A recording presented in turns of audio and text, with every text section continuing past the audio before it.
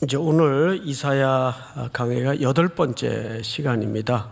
오늘은 이사야서 5장을 중심으로 특별히 포도원의 노래라는 제목으로 말씀을 드리겠는데요. 이 노래는 세 차원의 노래로 진행이 됩니다. 첫 번째는 한 노래가 있어요. 한 노래. 근데 그 노래를 듣다 보니까 놀랍게도 그 노래가 내 노래예요. 내 노래. 그래서 그 내 노래를 넘어서 이 본문의 결론은 새 노래로 결론이 나도록 되어 있습니다. 이렇게 3단계에 걸쳐서 오늘 노래에 관한 말씀을 좀 듣겠습니다. 제목은 포도원의 노래인데 구성은 세 차원의 노래로 진행이 된다. 어제 이제 저녁을 먹으러 집에 들어갔다가 항상 그 시간이 그 불후의 명곡을 하는 시간입니다.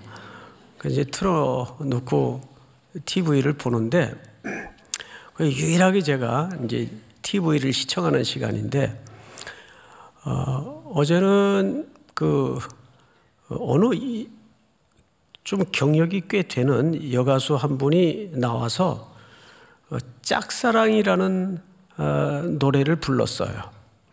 그래서 뭐 또 그냥 여느 연인들의 관계 속에 일어날 수 있는 그런 짝사랑인가 보다 하고 그냥 무심히 듣다가 보니까 이 노래를 원래 우리 아버지 세대들 때 그 유행했던 아주 오래된 노래더라고요. 고복수 씨가 부른 노래. 그러니까 저는 잘 모르죠. 그런데 알고 보니까 그 짝사랑이라는 노래가 가사가 이렇게 시작이 돼요. 의학새 슬피 오는 가을인가 봐. 지나친 그 세월이 나를 울립니다. 여울에 아롱젓는 이즈러진 조각달. 옛날 어르신들 이 표현이 참 놀라워요. 강물도 출렁출렁 목이 맵니다. 알고 봤더니 이 노래는 그 일제강점기에 만들어진 노래인데 나라 잃은 민족의 서러움을 담아서 이렇게 짝사랑이라는 이름을 붙여서 고단한 서민들과 나라 잃은 백성들의 그 한을 이렇게 풀어낸 노래라는 해설이 있어요. 그런데 어제 이제 그분은 이 노래를 그냥 여러 연인들의 짝사랑의 감정을 담아서 노래를 불렀죠. 그래서 망했죠. 예. 이래전에서 그냥 떨어졌어요. 그리고 나서 제가 찾아봤어요. 그랬더니 이게 그런 시대적 민족의 고난사와 함께한 맥락이 있더라고요. 여러분, 그 노래의 제일 중요한 게 뭐냐 하면 기교도 중요하고 거기에 맞는 정서도 중요하지만 가장 중요한 게 뭘까요? 해석입니다. 노래 해석이 잘못되면 감정이 엉뚱하게 나올 수밖에 없고 또 탁 힘을 놔야 되는데 거기서 과잉될 수도 있고 그래서 노래 해석이 노래의 기교 못지않게 참 중요합니다. 제가 오래전 일인데 고등학교 다닐 때 소풍을 갔는데 비가 왔어요. 놀 수가 없잖아요. 그러니까 선생님들이 애들 그냥 앉혀놓고 비를 피하는 그 옹색한 현장에서 야 우리 그 노래자랑이나 하자 그러고 누구 노래할 사람?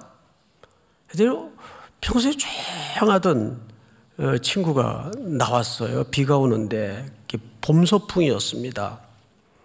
그리고 그 조그마한 무대에서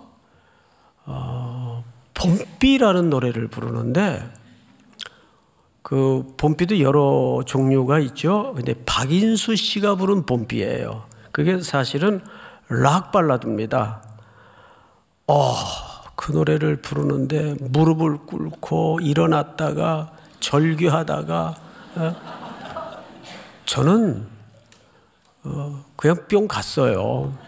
근데 그때부터 이제 그 친구의 그 장면을 계속 머릿속에 생각해 가면서 한 수십 년 제 입에서 누구 앞에서 부른 적은 없어요.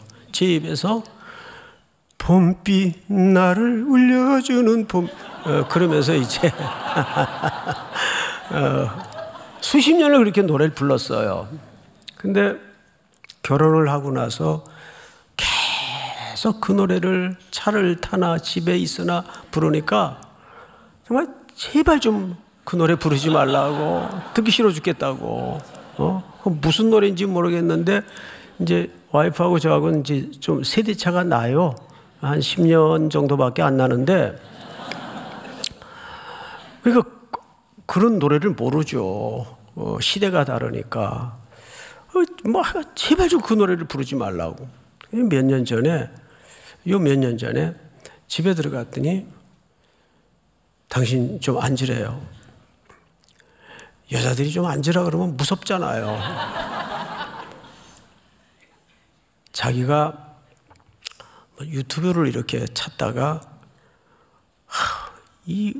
우리 남편이 부르는 이 노래가 도대체 무슨 노래인가 하고 그걸 들어봤나 봐요. 그것도 박인수 씨가 직접 부르는 노래를 듣다가 충격을 받은 거예요. 어머나, 세상에 이런 명곡을 어떻게 그런 식으로 불렀을까? 어떻게 그걸 평생 그렇게 불렀냐요.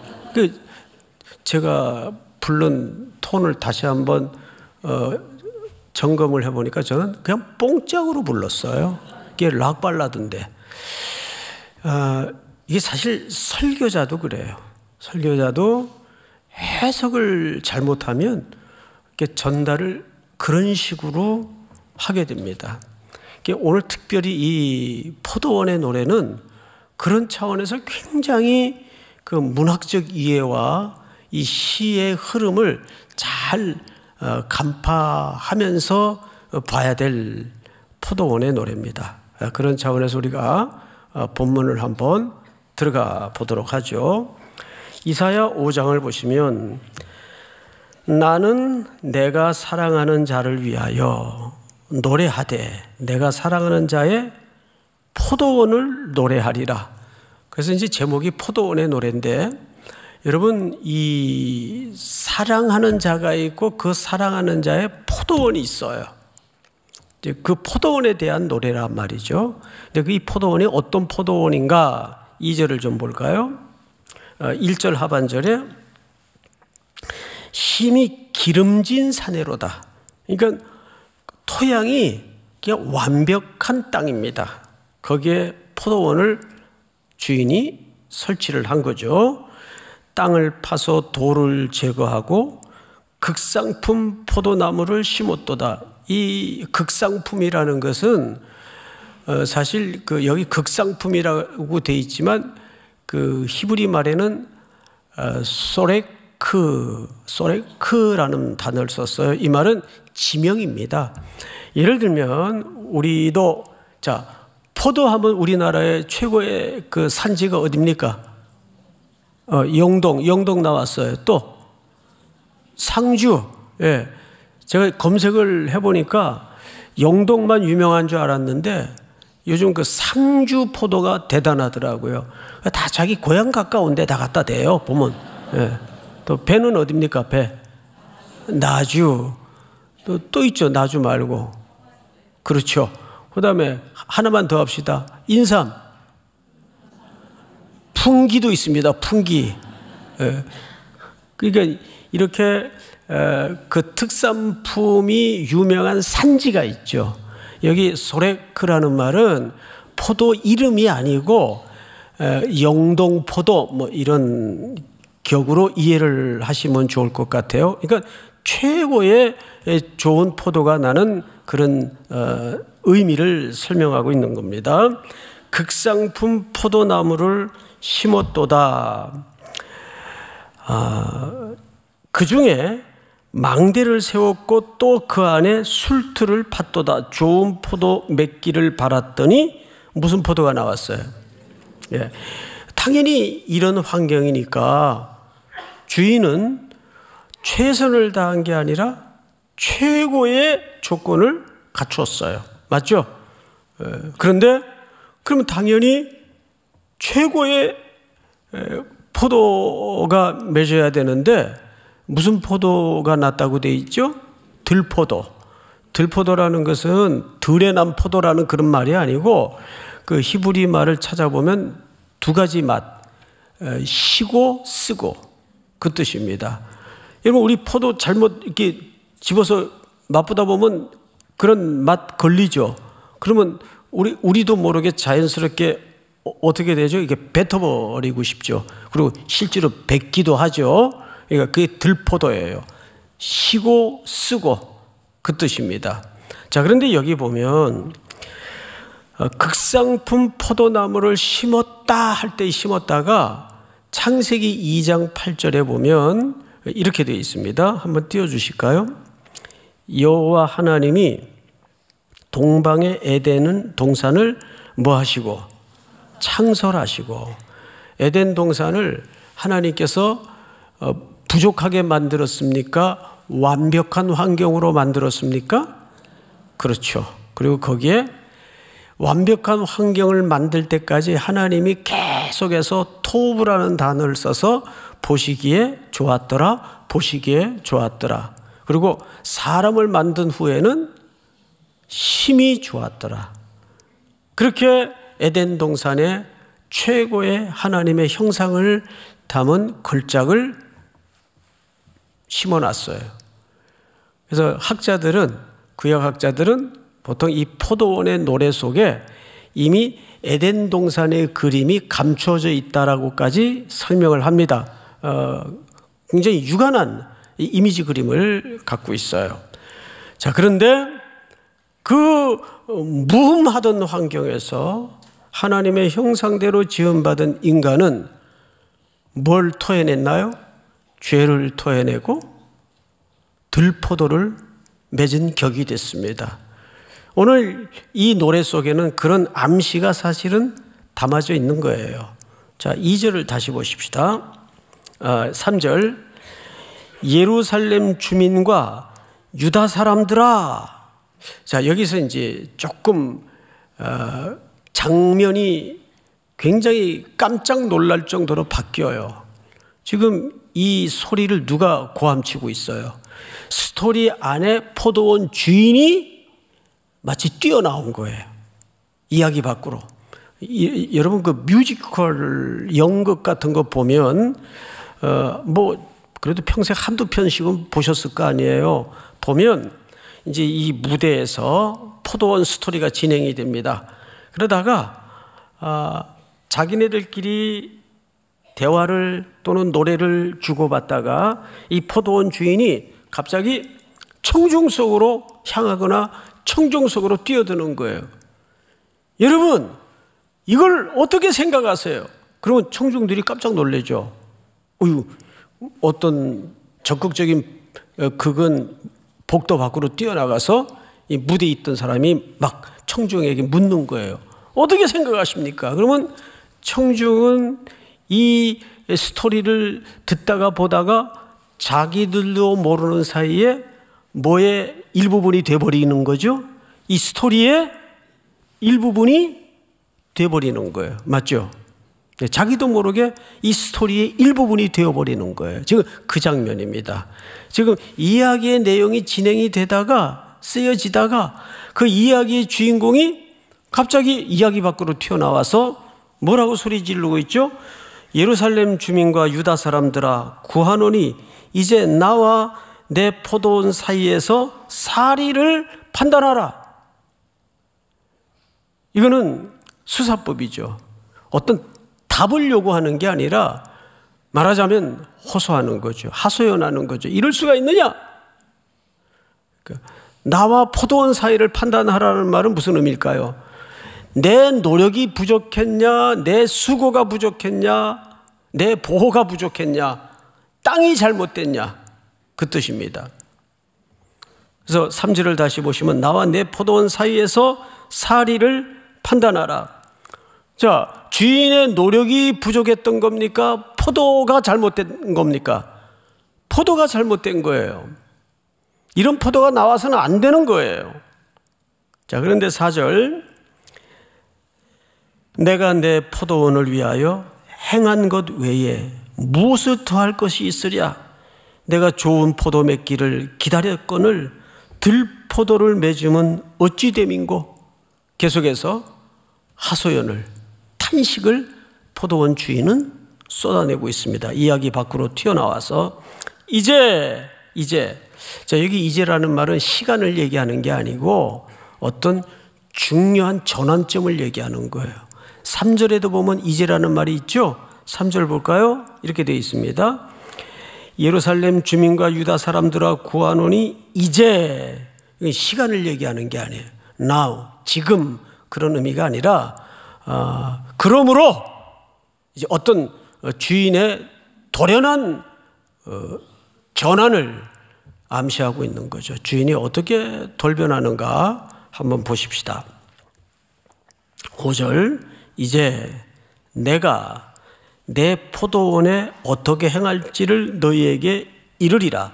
내가 그 울타리를 걷어 먹힘을 당하게 하며 그 담을 헐어 짓밟히게 할 것이요. 자, 담을 헐어버리고 울타리를 걷어버리면 뭐가 사라지는 거죠? 보호막이 사라지는 거예요. 그리고 외부의 공격과 침략과 침입으로부터 무방비한 상태가 됩니다. 뭘 암시하고 있어요? 이렇게 극상품 포도를 심었고 완벽한 환경에서 주인의 애씀과 수고와 노력에도 불구하고 들포도를 맺은 이 사람들은 도대체 누구를 가리키는 걸까? 자, 볼까요?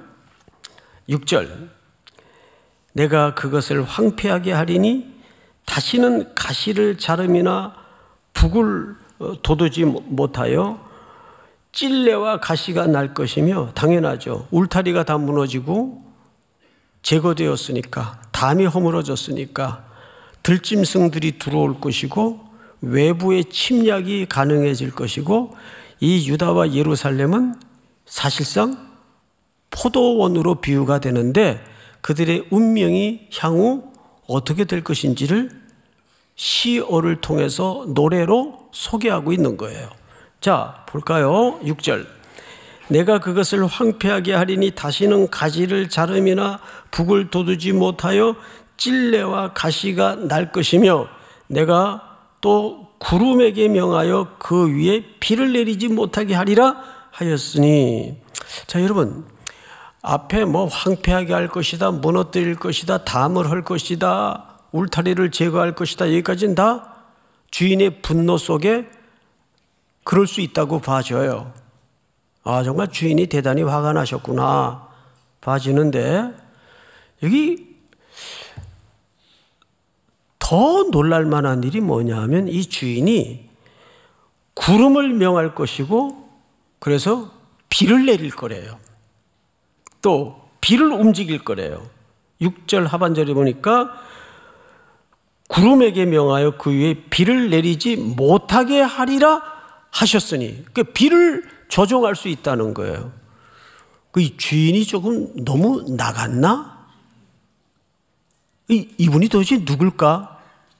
드디어 7절에서 이 모든 가사의 노래의 내용에 대한 실체를 계시로 보여주시고 드러내기 시작합니다. 7절을 볼까요? 무릇 만군의 여호와의 포도원은 누구요? 아, 이 포도원이 이스라엘 족속이었구나. 그가 기뻐하시는 나무는 누구요? 유다 사람이라. 이스라엘과 유다를 뭘로 비유한 겁니까? 포도원으로 비유한 것이고, 그 포도원 주인은 누구세요? 하나님이세요. 여호와 하나님이세요. 드디어 이 노래에 담아진 비유로만 설명되었던 내용들이 이 계시가 열어짐으로써 이스라엘 백성들과 유다를 지칭하는 것임을 깨닫게 되었어요. 누구의 노래가 되었죠? 내 노래가 되었어요. 나를 향한 노래였구나. 나를 향한 고통을 담은 노래였구나. 마치 어떤 느낌이 드냐 하면 구약에 보면 아주 중요한 사건 하나가 있습니다. 다윗이 국가가 절정에 있을 때 전쟁이 일어났는데 느지막이 중동의 그 시에스타를 누리다가 저녁 무렵 일어나서 옥상을 거닐다가 한 여인을 보게 되고, 죄는 뭘 봄으로부터 시작이 되죠? 창세기의 죄에 무너지는 과정도 보면 보암직도 하고 먹음직도 하고 탐스럽기도 하여 죄의 경로는 언제나 인류사에 일치합니다. 이렇게 무너지듯이 다윗도 그렇게 무너집니다. 그리고 햇사람 우리야는 이방 사람이에요. 정통 유대 다윗과 이방 사람을 성경 기자는 의도적으로 대비시키고 대조시켜 놓고 있어요. 이방 사람인 햇사람도 하나님 앞에 이스라엘을 위해서 목숨을 걸고 충성했는데, 다윗은 그 시간에 저녁 늦게 일어나서 남의 아내를 빼앗고 범죄하고, 그 범죄가 들통날까 봐 전쟁터에 있는 그 남편을 불러다가 모략을 꾸미다가 뜻대로 되지 않으니까 최전방에 세워서 결국은 적의 흉탄에 쓰러지게 만듭니다. 그러니까 동시에 간음과 살인이 벌어집니다. 그 사건 직후에 사무엘하 12장 1절을 보시면 이렇게 되어 있어요. 여호와께서 나단을 다윗에게 보냅니다. 그가 다윗에게 가서 이렇게 얘기해요. 한 얘기를 시작합니다. 지금부터. 한 성읍에 두 사람이 있는데 한 사람은 부하고 한 사람은 가난하다 그랬어요. 자, 이 부자는 누굴까요? 다윗입니다. 가난한 사람은 당연히 우리야를 하고 있는 거죠. 2절을 볼까요? 그 부한 사람은 양과 소가 심히 많으나, 3절, 가난한 사람은 아무것도 없고 자기가 사서 기르는 작은 암양 새끼 한 마리뿐이라. 이 가난한 사람은 우리야를 얘기하고, 이 딸처럼 애지중지 키우던 암양 한 마리는 그의 아내 밧세바를 얘기해요. 자, 그 암양 새끼는 그와 그의 자식과 함께 자라며 그가 먹는 것을 먹으며 그의 잔으로 마시며 그의 품에 누움으로 그에게는 딸처럼 되었거늘. 4절, 어떤 행인이 그 부잣집에 찾아왔어요. 여러분, 여기서 말하는 행인은 부잣집에 찾아온 죄를 얘기합니다. 죄가 찾아왔어요. 근데 이 부자가 그 죄를 대접하기 위해서 무슨 짓을 하는가? 부자가 자기에게 온 행인을 위하여 자기의 양과 소를 아껴 잡지 아니하고 가난한 사람의 양새끼를 빼앗아다가 자기에게 온 사람을 위하여 잡았나이다 하니. 5절, 아주 중요한 구절이죠. 다윗이 그 사람에게, 그 사람으로 말미암아 노하여 나단에게 이르되 여호와의 살아계심을 두고 맹세하노니 이 일을 행한 그 사람은 마땅히 죽을 자라. 자, 물어봅시다. 다윗이 나단 선지자에게 그 얘기를 넌지시 듣다가 분노를 했어요. 이거 위선을 부린 걸까요? 진심일까요? 그렇죠. 진심이죠. 그리고 다윗이 사극 버전으로 하자면 이렇게 얘기한 겁니다. 아니, 이스라엘 하늘 아래 이런 천인공노할 인간이 콧구멍으로 숨쉬고 살아있단 말이요? 죽여야지요. 죽여야지요. 근데 이거를 진심으로 얘기했어요. 여러분, 죄가 뭔지 아세요? 내가 누군지를 모르는 게 죄예요. 자기가 어느 정도 완전한 죄인인지를 모르고 있는 게 죄예요. 그러자 나단 선지자가 6절을 보세요. 그가 불쌍히 여기지 아니하고 이런 일을 행하였으니 그 양 새끼를 4배나 갚아 주어야 하리라 한지라. 7절 나단이 다윗에게 이르되 당신이 그 사람이라. 당신이 바로 그 사람입니다. 여기서 다윗은 악소리 한마디를 못 지르고 무너집니다. 소리도 못 내고 무너져요.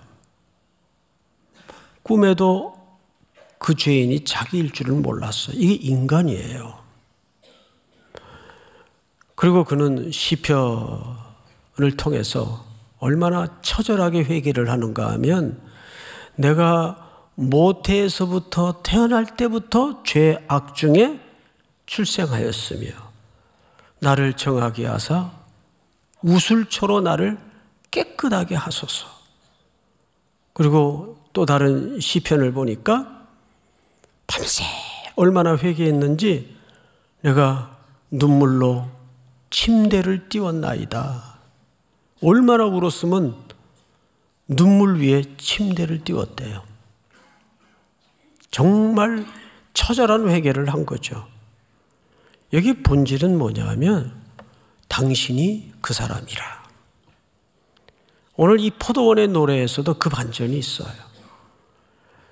7절에 다시 돌아와 보시면 5장 7절을 보세요. 무릇 만군의 여호와의 포도원은 이스라엘 족속이여 그가 기뻐하시는 나무는 유다 사람이라. 그들에게 뭘 바라셨어요? 정의를, 미슈파트, 정의를 바랬어요. 그런데 미슈파흐, 정의를 바랬는데 포악이 나왔어요. 이게 언어놀이인데, 이게 히브리어의 언어놀이인데 이런 거죠. 힘이 돼야 되는데 짐이 됐어요. 우리 이런 식으로 언어놀이를 하죠.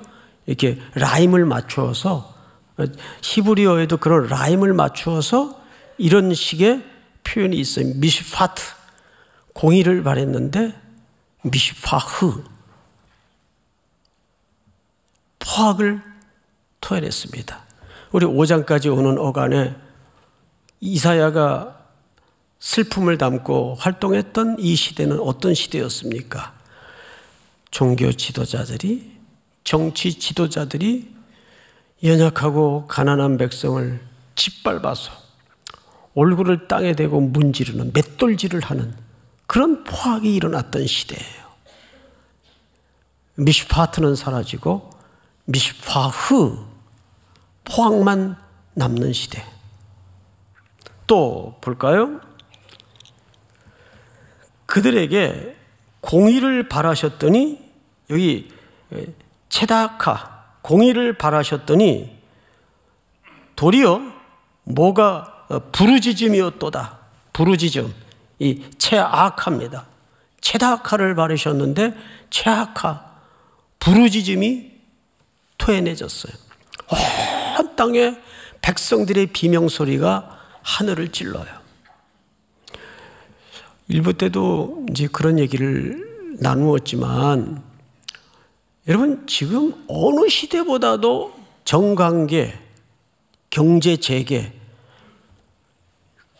그 리더 그룹들 중에 크리스찬이 제일 많은 시대가 요즘입니다. 어느 통계를 보니까 국회는 40%가 크리스찬이라고 그래요. 뭐 그 중에는 당연히 뭐 노미널 무늬만 그 크리스찬도 있겠죠. 어쨌든 통계로는 40%가 크리스찬이라고 그래요. 국회는. 정책에도 말할 것도 없고. 그런데 어느 때보다도 곳곳에서 붉은 선정적인 표현의 비명 구호와 데모 소리와 사방에서 그 힘없는 자들의 그 피비린내 나는 기사들이 매일 지면을 덮고 있고 우리의 귀를 놀라게 만들어요. 어떻게 된 거죠? 정녕 이 이스라엘로 비유되는 포도원은 그렇게 망가질까요? 성경은 우리에게 뭘 소개하는가를 한번 잘 들어보십시다. 우리 이사야 27장을 좀 띄워주세요. 그날에 그 마지막 날입니다. 그날에 여호와께서 그의 견고하고 크고 강한 칼로 날렘 뱀 리워야단 곧 꼬불꼬불한 뱀 리워야단을 벌하시며 바다에 있는 용을 죽이시리라. 이 최종적인 날 이 사탄의 괴수가 진멸되는 날이 오면 우리에게 어떤 노래가 소개되는가를 보십시다. 2절.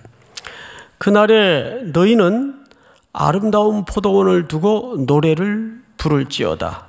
3절 다 같이 시작. 나 여호와는 포도원지기가 되며 때때로 물을 주며 밤낮으로 간수하여 아무든지 이를 해치지 못하게 하리로다. 나 여호와가 직접 포도원지기가 되어서 때때로 물을 주며 밤낮으로 간수하여 아무든지 이를 해치지 못하게 하리로다. 그런데 이날은 반드시 어떤 희생이 전제된 날입니다. 어린 양의 죽음이죠. 여러분, 인류는 하나님과 화해할 능력이 없어요. 우리에게 새 노래를 주기 위해서는 하나님과 화해를 해야 되는데 이 얘기를 우리 히브리서에서 이렇게 소개합니다. 무릇 징계가, 여기 징계라는 말은 punishment, 너 잘못했으니까 2대 맞아, 체벌의 개념의 징계가 아니고 여기서 징계라는 것은 son, 아들, making, 아들을 만들다. 헬라 말에는 파이데이안, 우리 어린이 성교회 할 때 파이디온 그러죠. 파이데이안이라는 말은 자식을 만들어간다 그 뜻이에요. 양육이라는 의미입니다. 이제 번역을 징계라고 해서 우리는 단순히 어떤 징벌적 의미로만 이해를 갖기가 쉽습니다. 하나님이 아픈 사랑의 방법을 택하신 거죠. 그래서 이스라엘과 유다를 아수르와 바벨론의 고난의 시간과 풀모의 역사 속에 던집니다. 그래서 그 시간 속에서 그들은 허기가 지고 목이 마르면서 하나님에 대해서 드디어 시선을 들게 합니다. 그리고 열왕기라는 책을 읽게 돼요. 열왕기서는 아시는 것처럼 포로기에 쓴 책입니다. 열왕기서를 읽었을 첫 번째 독자들이 포로들이에요. 그 열왕기서를 읽으면서 포로들이 뭘 깨달았을까요?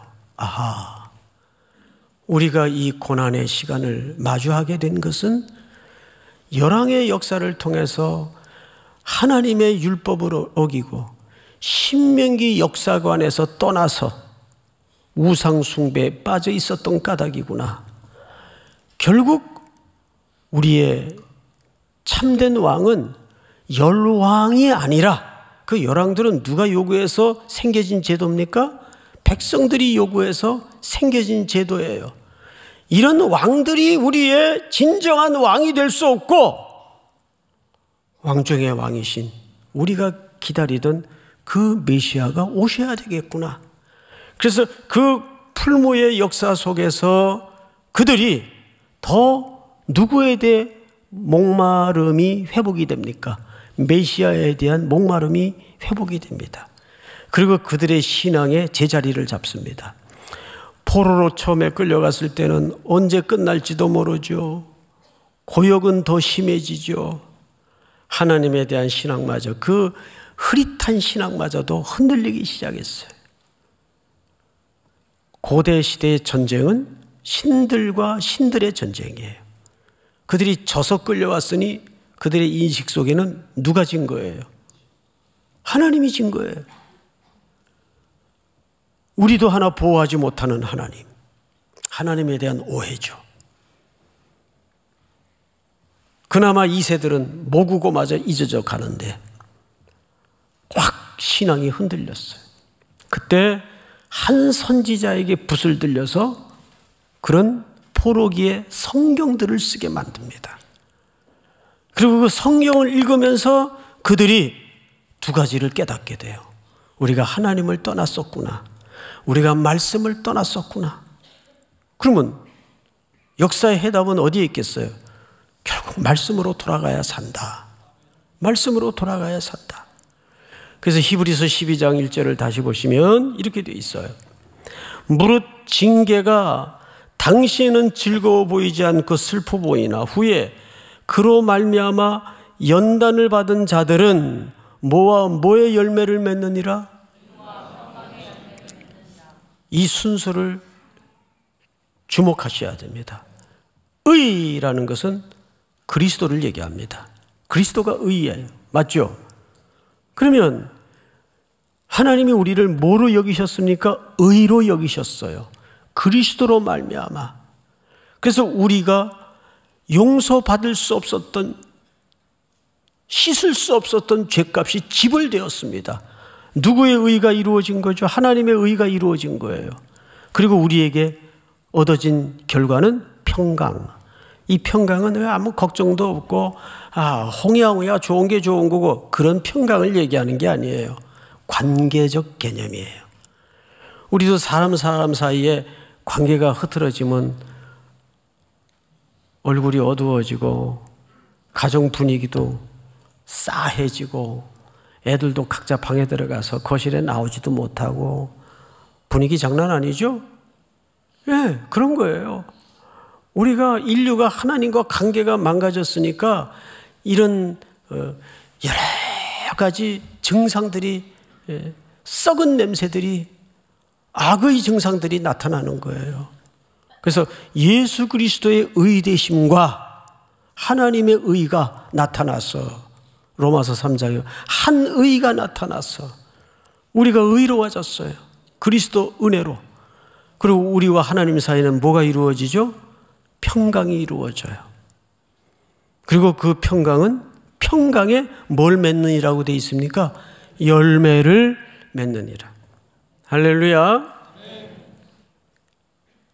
그런 백성들에게 하나님이 우리에게 새 노래를 주신다는 거죠.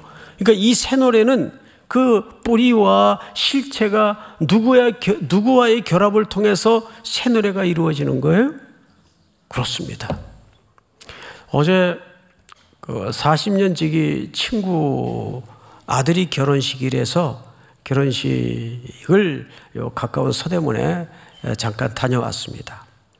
순서를 보니까 축가 순서가 돼 있더라고요. 이게 누가 축가를 하나 봤더니 신랑이라고 돼 있어. 신랑.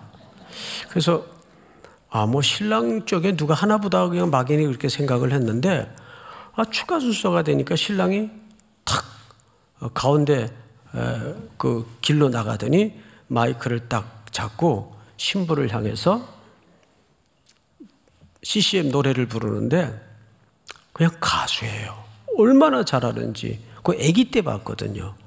근데 노래를 부르는데 신부도 감격하고 이 세상에 가장 아름다운 노래는 신부는 신랑을 향한, 신랑은 신부를 향한 노래라고 저는 믿습니다. 그것이 계시록에서 완성이 되잖아요. 어린 양과 우리의 혼인잔치 속에 천군 천사들이 얼마나 아름다운 노래로, 새 노래로 하나님을 높이십니까? 다윗도 회개한 다음에 나를 깊은 수렁에서 건져 올리시고 내 입에 새 노래를 두셨도다. 많은 사람들이 그 노래를 보고 그랬어요. 듣고가 아니라 보고.